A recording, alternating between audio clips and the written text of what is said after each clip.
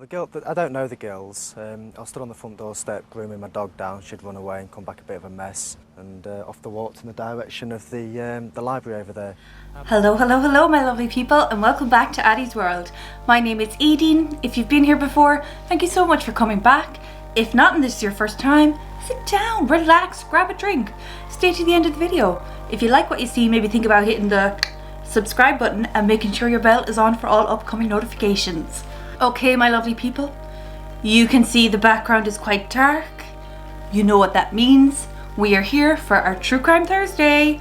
Yay! So, I'm going to preface this story with a viewer's discretion. This talks about the death of two young girls and what was done to their body by a 28-year-old man. So I'm just putting the viewer's discretion here, guys. If that isn't for you and you don't want to deal with it, that's absolutely fine. Skip on to a different video.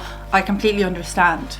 So guys, on the 4th of August 2002, in the suburb of Soham in Cambridge, a phone call was placed in the local Garda station around 5 to 10 at night from a distraught mother by the name of Nicola Wells.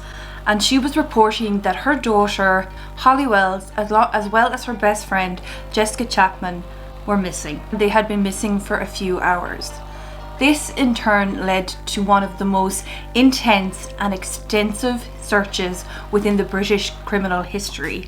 And it's not a good story. It's not going to end well, but the way they worked out and the way the culprit was caught was ingenious and his own fault. So I'm going to stop yapping and we're going to jump on in.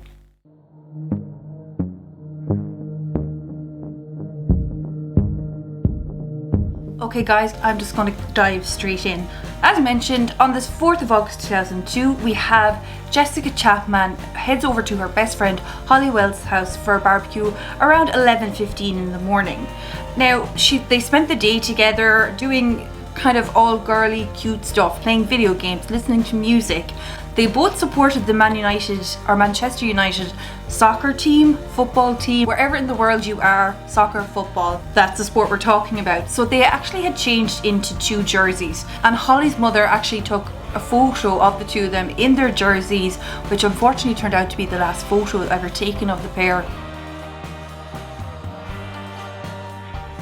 So after spending the day there and having a bit to eat, they decided that they were going to leave the house around 6:15 p.m.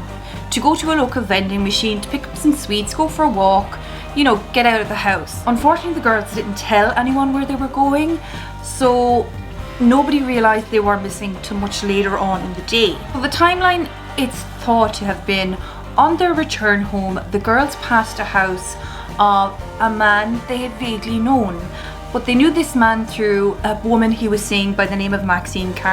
She was actually the girls' teaching assistant in their school, so they both know this woman quite well. The man invited them in, claiming that Maxine was in the house and they should come say hello. As it turns out, Maxine wasn't in the house. She was actually off in a different part of the country visiting friends and family. This man becomes quite well known because you can see in a lot of reports, he's one of these people that are heading up the search campaign. He's on the kind of news doing articles and doing commentary and telling people, put himself forward to being the last person to see them alive. So he invited them into his house, which was 5 College Close. And you may or may not have heard of him, but this man's name was Huntley. So, who is Huntley? Well, Ian Kevin Huntley was born on the 31st of January 1974. Got on well with his parents, was more of a mama's boy and it was later said that he kind of almost feared his stern father. But it was also said too that he was a bit of an oddball, a bit of a loner, a bit weird. So growing up, Ian didn't have many friends. He found it hard to connect with people per se. And when he got older, a few oddities was noticed in Ian, that he engaged with sexual relationships with underage girls, 3 in particular. 2 were 15 and 1 was 13 at the time, but he was never charged for these because the girls would never admit to having sex with Ian. And also one of them became pregnant and gave birth, and that was around 95-96. 98 was where Ian was allegedly raping two separate women on two separate occasions. Again, these were dropped. Not much was said about the first one, it was dropped. And the second one, apparently they had looked at CCTV cameras in a nightclub and they saw the girl and Ian talking, and they said, oh, they were socializing, so it was dropped due to insufficient evidence. So I'm not going to go into too much detail about Ian, his past, but in 1999 he ended up in a relationship with Maxine Carr. Maxine was casually seeing this man one night. Ian came over, started chatting, they hit it off, and from there they were inseparable.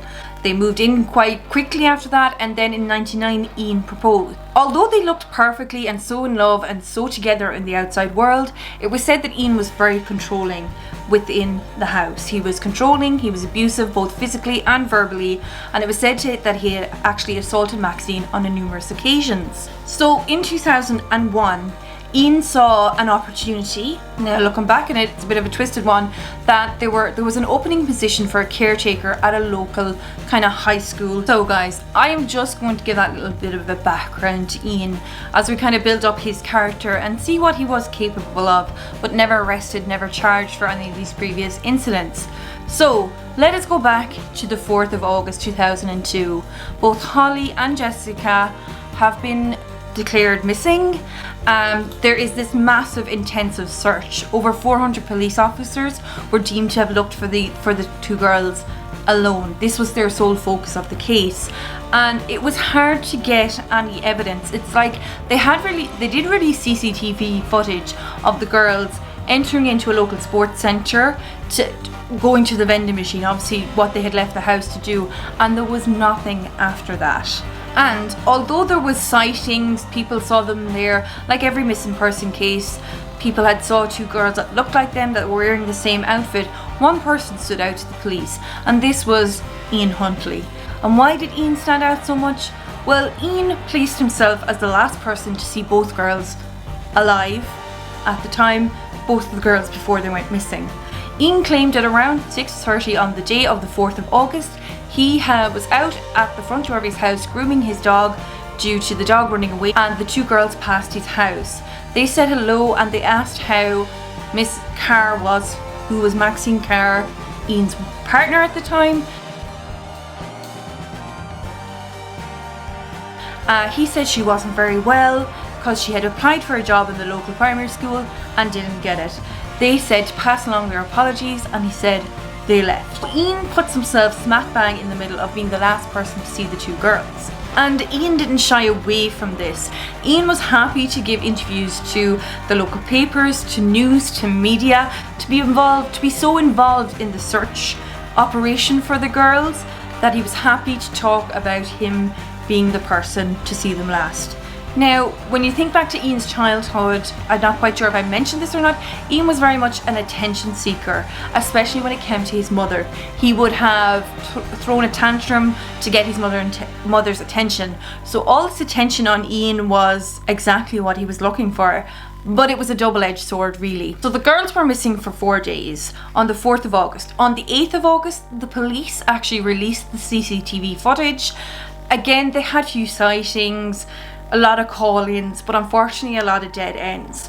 So when it came to Ian and Maxine, Ian started to kind of display some odd behaviours, as in he was more nervous, he was jumpy, he was losing weight rapidly. Now, the girls had only been missing for maybe 12 days when the police actually noticed this about Ian. He looked like a man who was getting no sleep. Now, the police could have put it down to, oh God, is he so hell-bent in finding these children, he's looking around the clock, or is it something more sinister?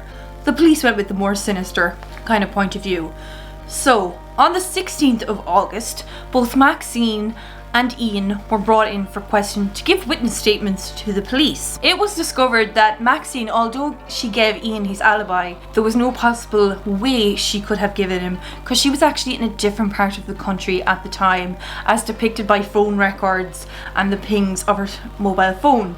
So that was shot to shit, and Ian was originally refused to say anything and just kept with the same story. Unbeknownst to both of them, an actual extensive search of the house at 5 College Close, where Ian worked, and also Ian's car were taken out during their witness statements. From here, there was sufficient evidence to kind of mark that Ian was the last person and perhaps definitely did do something to the girls.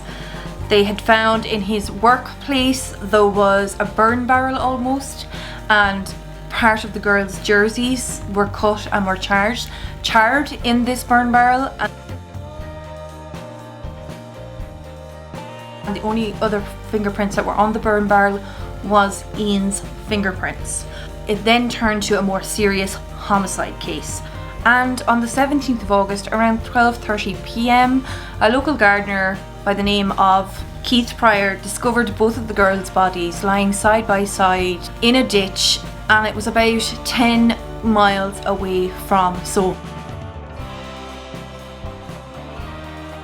So the girls had been missing for roughly 2 weeks, around 13 days at this time. So both of their bodies were in a really bad state of decomposition, so therefore DNA was extracted to identify the bodies. But it was also noted that whoever had done this had also tried to burn the bodies as well.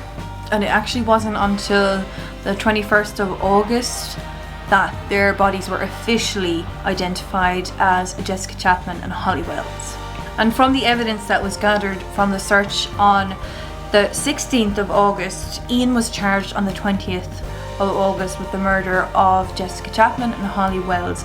There was an overriding amount of physical evidence from both his workplace, from his house and from his car, and his partner Maxine herself was also charged with perverting the course of justice and obviously supplying a false alibi. Now, Ian tried the old trick of "I am mentally ill," and when he was first questioned after these kind of charges were leveled against him, he refused to say anything and then pretended to drool every now and again to try claim the mental health. So unfortunately they had no option but to send him for an assessment, which, you know, obviously came back that he had no mental health issues, he was of sane body and mind, and he was able to stand trial. Now, the funerals for both girls were actually held in September of that year when the bodies returned, and what was beautiful is it actually was over a 3-day period. So people who had been involved in search, the families had time to, and this is terrible to say, to lay their daughters to rest. If you flash forward the year after, that is when it came to court, when the trial came to court.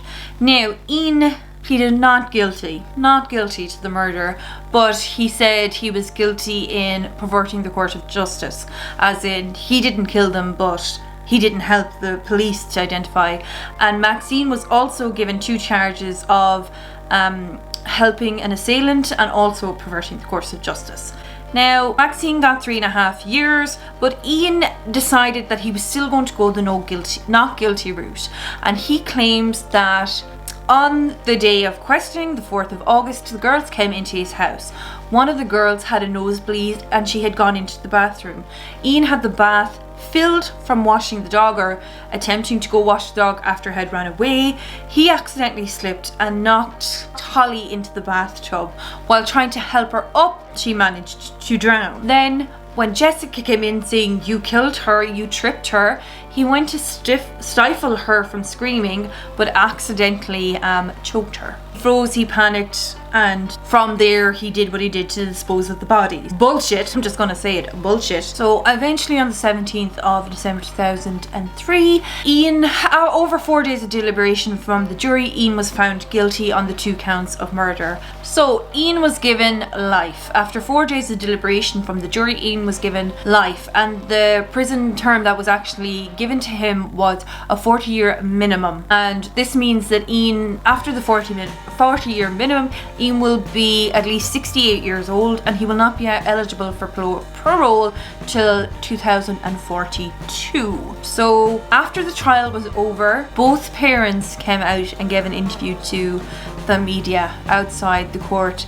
and I'm going to leave it on this because I just thought it was unfortunately very powerful but heartbreaking at the same time. The parents said that they think that Ian Huntley was actually a time bomb waiting to happen, that their girls were in the wrong place at the wrong time, and when they see Ian Huntley next, they hope to see him as he left their daughters in a coffin decomposing. Guys, that is the horror case of the Soham murders and Ian Huntley, but more so the brave and the beautiful little girl, 10-year-old girls, Jessica Chapman and Holly Wells, how they fell into the prey of Ian Huntley. So guys, that is going to be it for today. If you like this video, please give it a thumbs up and think about hitting the subscribe button. I have so many videos coming up, guys, so many beauty videos coming up. I just got a few big orders, and there's a new release from one of my favorite companies.